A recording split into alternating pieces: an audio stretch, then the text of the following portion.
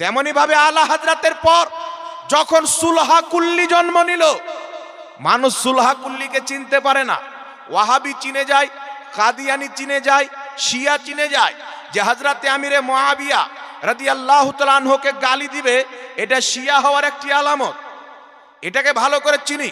যারা নবী পাক সাল্লাল্লাহু আলাইহি সাল্লামের বুরাই করবেন, বক্তব্যের মাধ্যমে এমন কোন বাক্য প্রয়োগ করবে যেটাতে নবী পাকের গুস্তাখি হয়, বেয়াদবি হয়, এইরকম মোল্লা যদি দেখতে পাই, আমরা চিনে নিয়ে যে ওয়াহাবি আছেন। নিশানি ইমামে আহলে সুন্নাত বয়ান করে দিয়েছেন, যারা গোলাম আহমদ কাদিয়ানিকে নবী বলে মানে, তাদেরকে কাদিয়ানি বলে আমরা চিনি।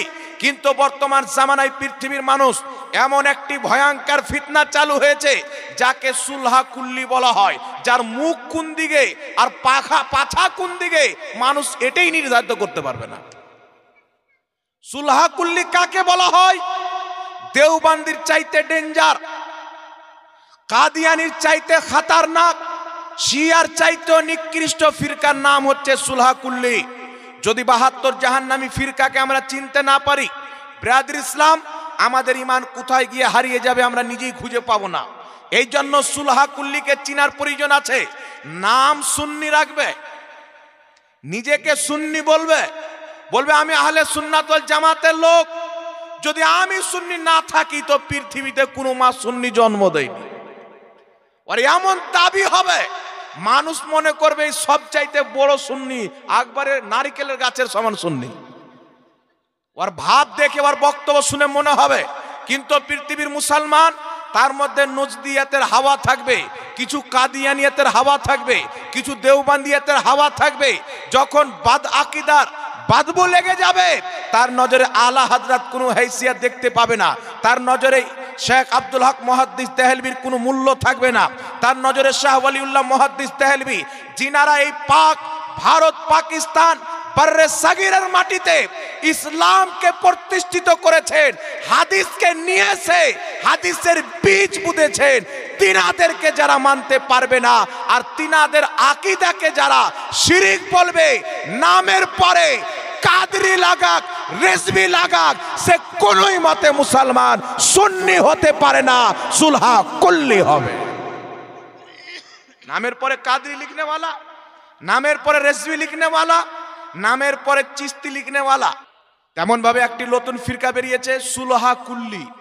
এর জন্ম হয়েছে পাকিস্তান থেকে। কথা বুঝতে পারছেন? পাকিস্তানে কিছু মৌলবি বেরিয়েছেন, এ আবার আশখাসে আরবা আর তাকফির করাকে পছন্দ করে না। বুঝতে পারলেন? বলছে দেওবন্দি হোক, কাদিয়ানি হোক, খারজি হোক, শিয়া হোক, সব এক। সব কি বলছে? সব এক। আর নিজেকে বলছে আমি সুন্নি। একটা কথা মনে রাখবেন, যেই ব্যক্তি নবী এবং সাহাবার আকীদার প্রতি কায়েম থাকবে, ওই ব্যক্তি সুন্নি হবে।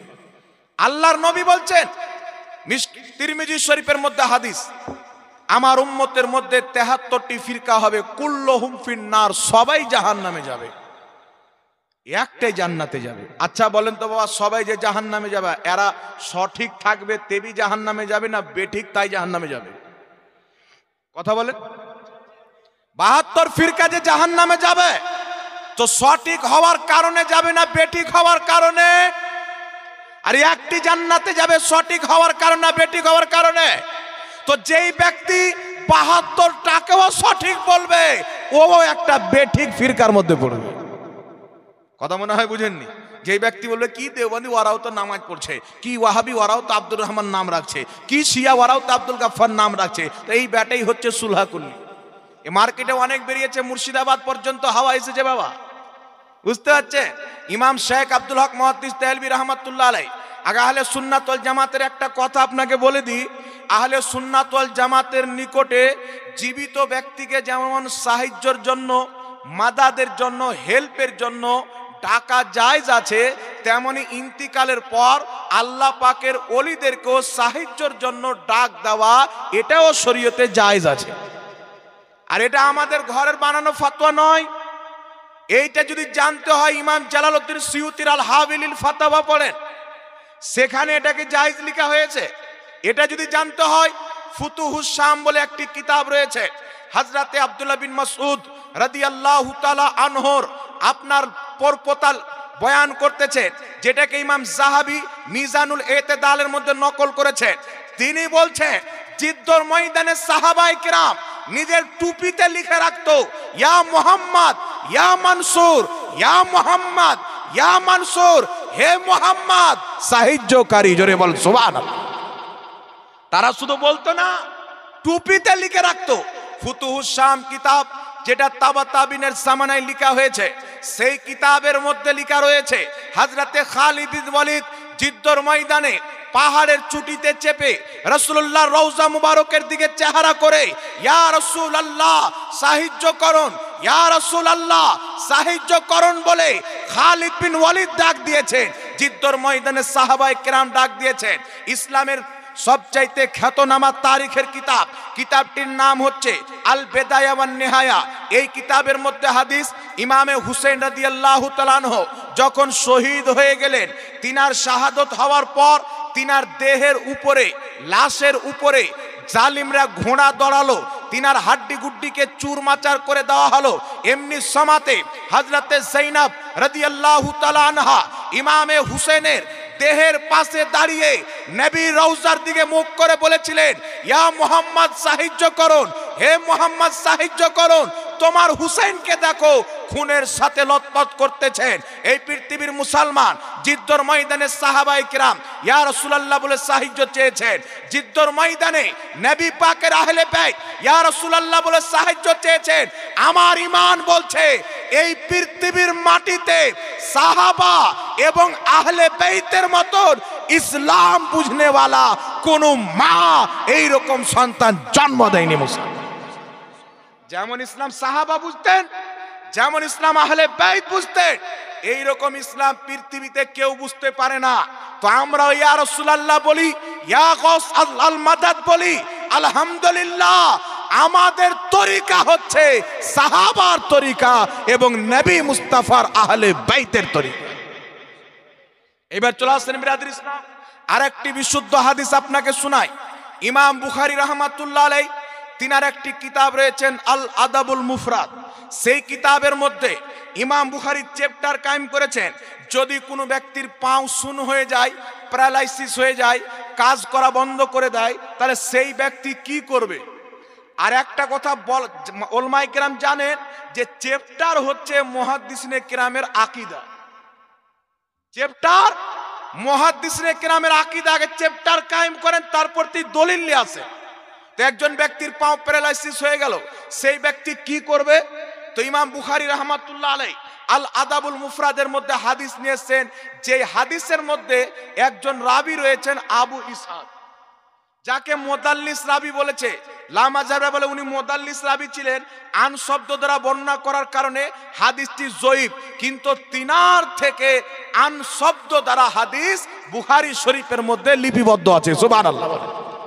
আর যদি আমরা দুর্বল মেনে নিই জয়ীফ, তো কোনো ইফেক্ট পড়বে না, কারণ ইমাম ইবনুস সুন্নি আল আমালুল ইয়াউমি ওয়াল লাইল কিতাবের মধ্যে হাদিসটিকে উল্লেখ করেছেন। একটা নয়, দুটো নয়, একাধিক সূত্রে হাদিসটি বর্ণিত হয়েছে। এখানে উলামায়ে কেরাম বসে আছেন। ইমাম ইবনে হাজার আসকালানি বিখ্যাত হাদিস বিশারদ, তিনি বলতেছেন যদি কোনো জয়ীফ হাদিস একাধিক সূত্রে বর্ণিত হয়, হাদিসটি হুজ্জাত হয়ে যায়, দলিলের যোগ্য হয়ে যায়, হাসান লে গায়রিহি হয়ে যায়, এ আর দুর্বল থাকে না। লা মাযহাবিদের মুহাদ্দিস আব্দুর রহমান মুবারকপুরি তোহফাতুল আহওয়াজির মধ্যে লিখেছে, যদি কোনো জয়ীফ হাদিস একাধিক সূত্রে বর্ণিত হয়, হাদিসটি আর জয়ীফ হয় না, হাসান পর্যন্ত উন্নতি করে। এই জন্য পৃথিবীর মুসলমান সর্বসম্মতে একদম আল আদাবুল মুফরাদের হাদিসটা হাসান পর্যন্ত চ্যালেঞ্জ থাকলো। হযরতে আব্দুল্লাহ ইবনে ওমর নবী পাকের সাহাবী, তিনার ডান সাইড প্যারালাইসিস হয়ে গেল। নবী পাকের ইন্তিকালের পর উনাকে ডক্টর দেখানো হচ্ছে, তাবিব দেখানো হচ্ছে, বিভিন্ন এলাজ করার পর পাও যখন ঠিক হয় না, বিশ্ববিখ্যাত তাবেঈগণ তিনাকে পরামর্শ দিচ্ছেন, বলছেন উজকুর আহাব্বান নাসে ইলাইকা, আপনি যাকে নিজের জান চাইতে বেশি ভালোবাসেন তার নাম ধরে ডাকেন বা তাকে স্মরণ করেন, আপনার পাও ঠিক হয়ে যাবে। ফাকালা ইয়া মুহাম্মাদা, তিনি ফাটাং করে বললেন ইয়া মুহাম্মাদা। মুহাম্মদ শব্দের পর যে আলিফ রয়েছে, এই আলিফটা এসেছে ইস্তেআনাতের জন্য, ইস্তেগাসার জন্য, অর্থাৎ তিনি বললেন ইয়া মুহাম্মাদা, হে মুহাম্মদ আমার সাহায্য করুন। আল্লাহর কসম খেয়ে বলি, যেমনই নবী পাকের কাছে সাহায্য চেয়েছেন, আল্লাহ তিনার পাউকে ঠিক করে দিয়েছে।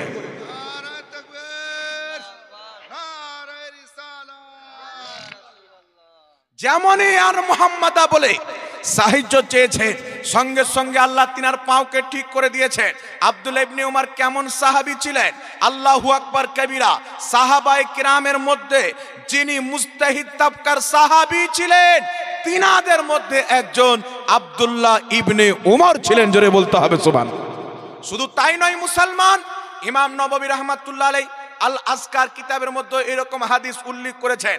লামাজহাবিদের গুরু নবাব সিদ্দিক হাসান খাঁ গোপালী নিজের কিতাব নুজুলুল আবরারের মধ্যে লিখেছেন, হযরতে আবু বকর সিদ্দিকেরও একবার পাও বন্ধ হয়ে গেল, প্যারালাইসিস হয়ে গেল।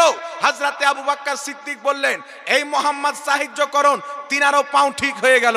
হযরতে ওমর সহ একাধিক সাহাবায়ে কেরামের পাও বন্ধ হয়েছে, তিনারা ইয়া মুহাম্মাদা বলে সাহায্য চেয়েছেন। নবীকে ডাকার বরকতে আল্লাহ তিনাদের ব্যারামকে দূর করে দিয়েছেন। বল সুবহানাল্লাহ। আর এখন কিছু ময়দানের নোংরা আবর্জনা বেরিয়েছে, বলছে ইয়া রাসূলুল্লাহ বলে সাহায্য চাইলে শিরিক হয়ে যাবে, ইয়া গস বলে সাহায্য চাইলে শিরিক হয়ে যাবে। বেটা দলিল পেশ করো, ওই মুনাফিকের চরিত্র। বুখারী শরীফের মধ্যে হাদিস, এই আব্দুল্লাহ ইবনে ওমর বলছেন যে কিয়ামতের পূর্বে মানে খারজিদের চরিত্র হলো। খারজি কারা? নিকৃষ্ট কিছু কম, যারা ইসলামের মধ্যে খারজি একটি দল বেরিয়েছিল সবচাইতে নিকৃষ্ট। হযরতে আব্দুল্লাহ ইবনে ওমর বলছেন, এমন কিছু লোক বের হবে, তারা মূর্তির প্রতি যেইগুলো আয়াত অবতীর্ণ হয়েছে কাফিরের প্রতি, মুশরিকের প্রতি, সেই আয়াতগুলি আম্বিয়া, আউলিয়া এবং মুসলমানদের উপরে ফিট করবে। কার উপরে ফিট করবে? আল্লাহ পাক কোরআন পাকে বলছেন, আল্লাহ ছাড়া যাকে তোমরা ডাক দাও একটা খেজুরের ছিলকারও মালিক নয়। আচ্ছা বলেন তো, আমার নবী খেজুরের ছিলকার মালিক আছে কি নাই? খেজুরের ছিলকার দাম কিছু নাই, ফ্রিতে দিলেও মানুষ নিবে না। কিন্তু আমার নবী তো নবী, আল্লাহ তাবারাক ওয়া তাআলা নিজের আতাতে নবীর গোলাম জাহাঙ্গীরকে এই মোবাইলের মালিক বানিয়েছেন। সুবহানাল্লাহ হবে না?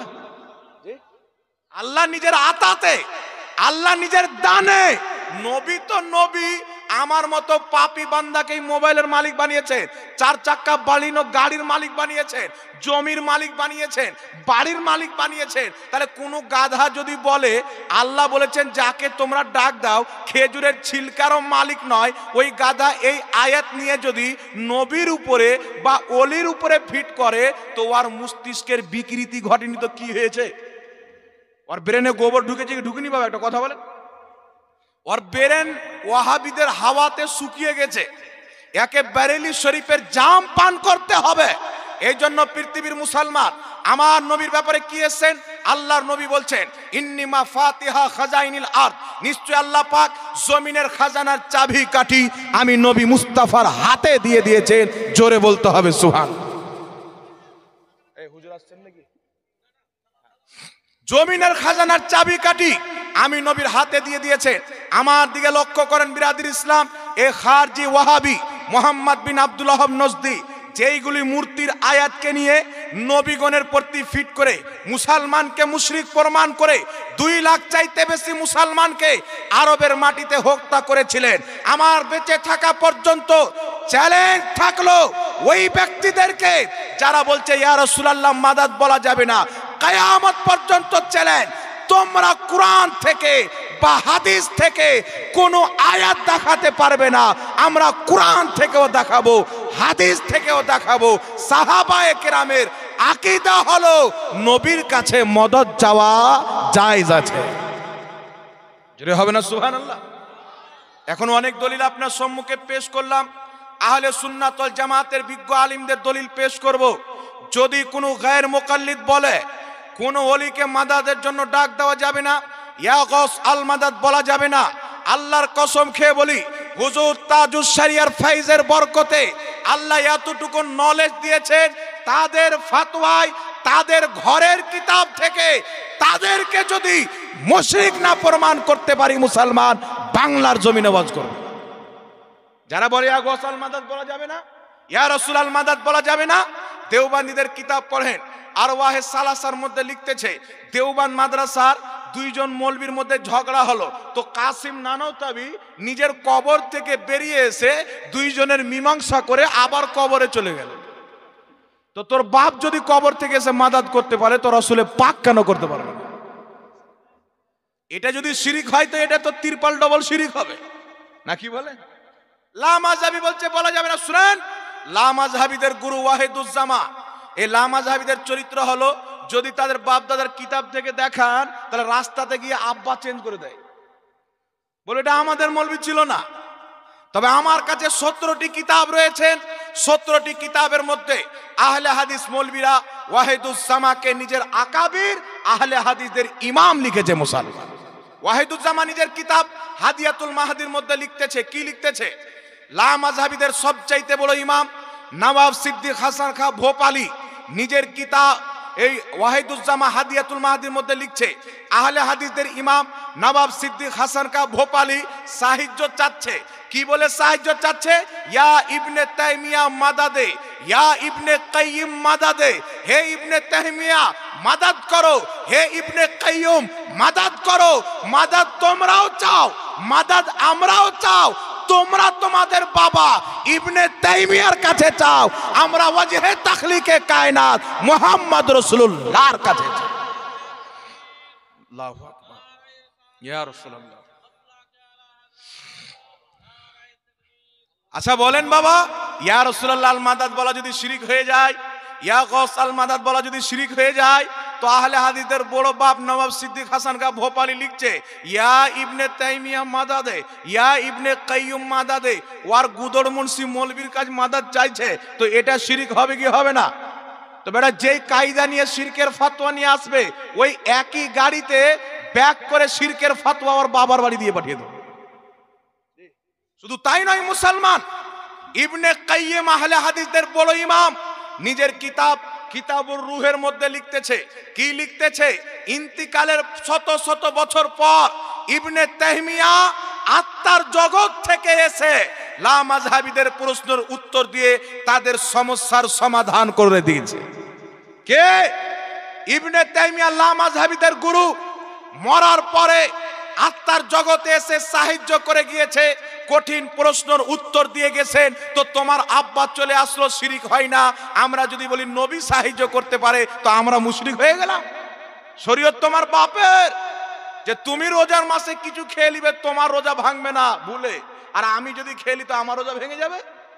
এ শরীয়ত আংরেজের হতে পারে, মুহাম্মদ রাসূলুল্লাহর হতে পারে না। এই জন্য পৃথিবীর মানুষ বাররে সাগির, পাকিস্তান, বাংলাদেশ, ভারত, এই দেশগুলিকে মিলিয়ে বাররে সাগির বলা হয়। ভারতবর্ষের মাটিতে সর্বশ্রেষ্ঠ ইলমি ঘরানা হযরতে শাহ ওয়ালিউল্লাহ মুহাদ্দিস দেহলভী, শাহ আব্দুল আজিজ মুহাদ্দিস দেহলভী, শেখ আব্দুল হক মুহাদ্দিস দেহলভী, ইনাদেরকে লামাযহাবীও মাথার তাজ মুহাদ্দিস মানেন, আমরাও মানি।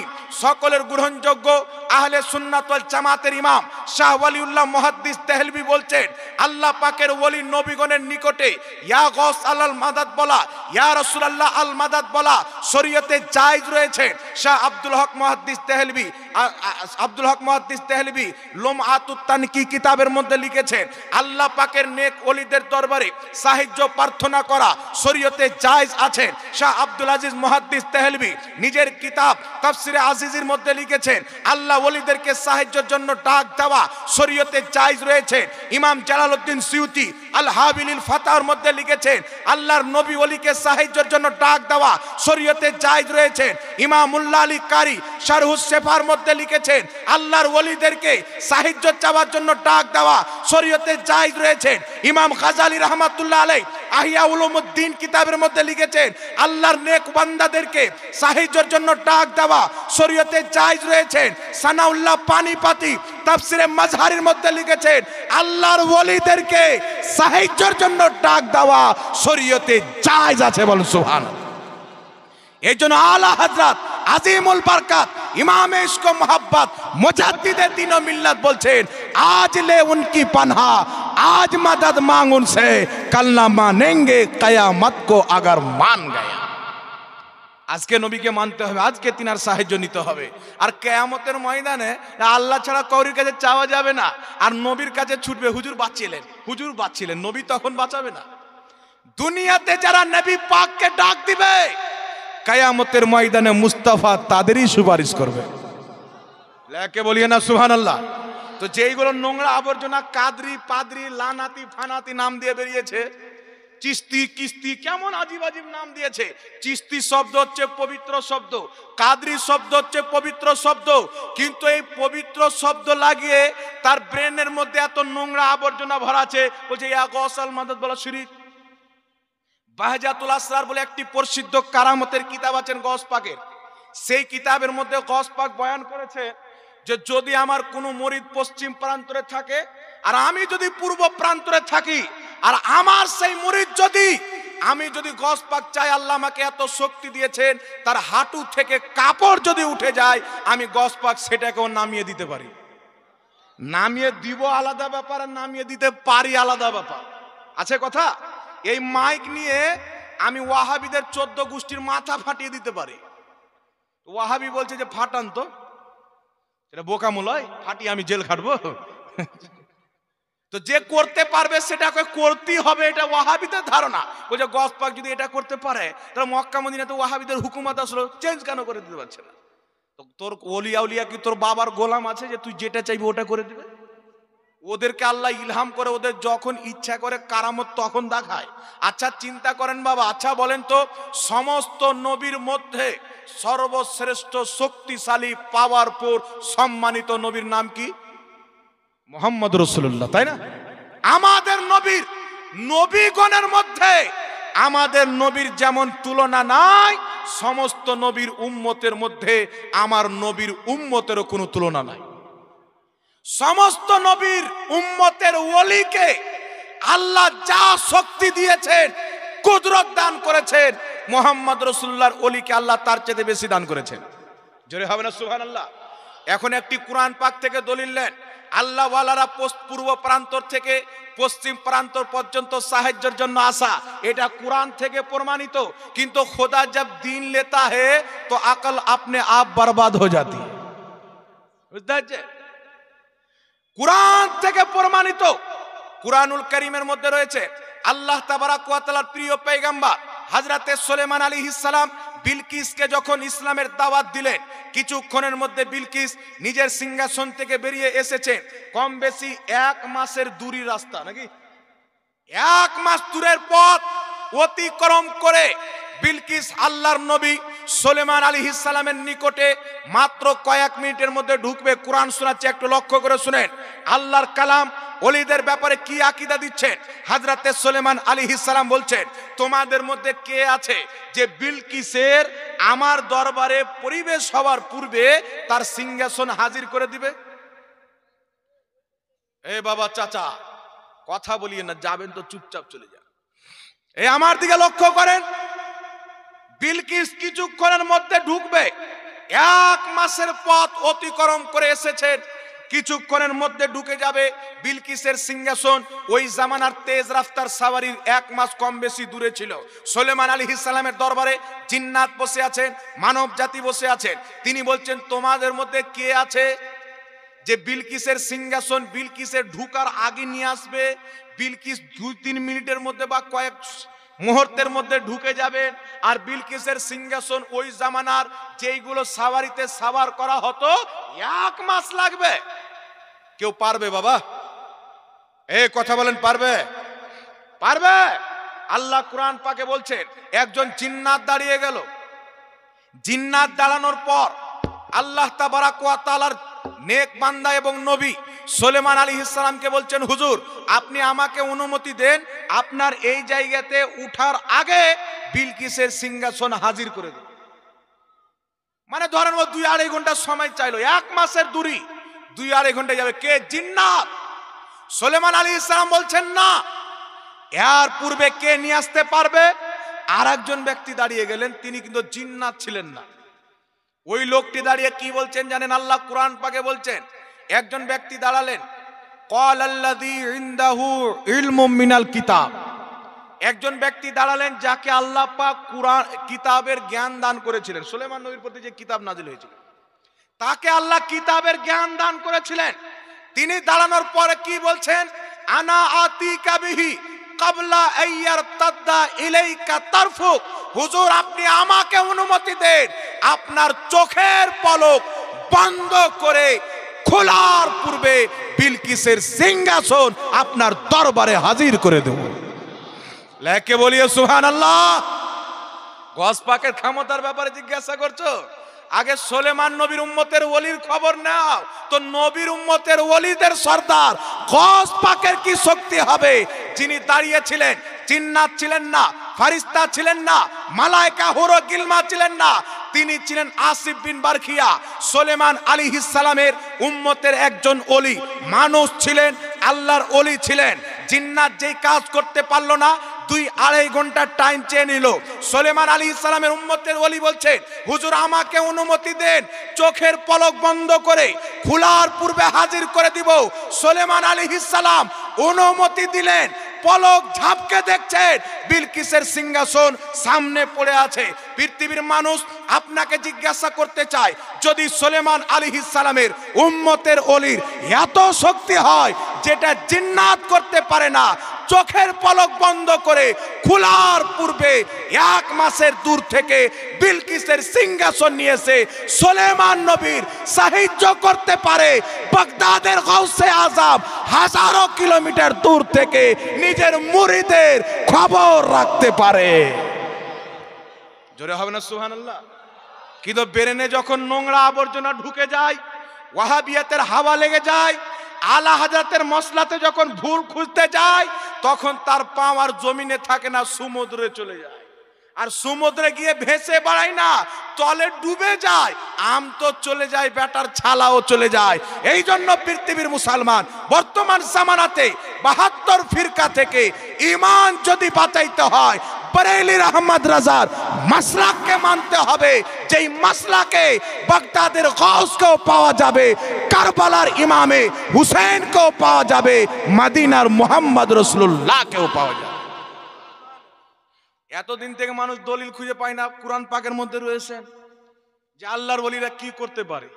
আচ্ছা বলেন বাবা, সুলেমান আলাইহিস সালামের ওলি 1 মাসের দূরের পথ চোখের পলক বন্ধ করে খোলার পূর্বে। এখন বলেন তো বাবা, এটা কুরআন পাকে না থাকলে কেউ বিশ্বাস করত?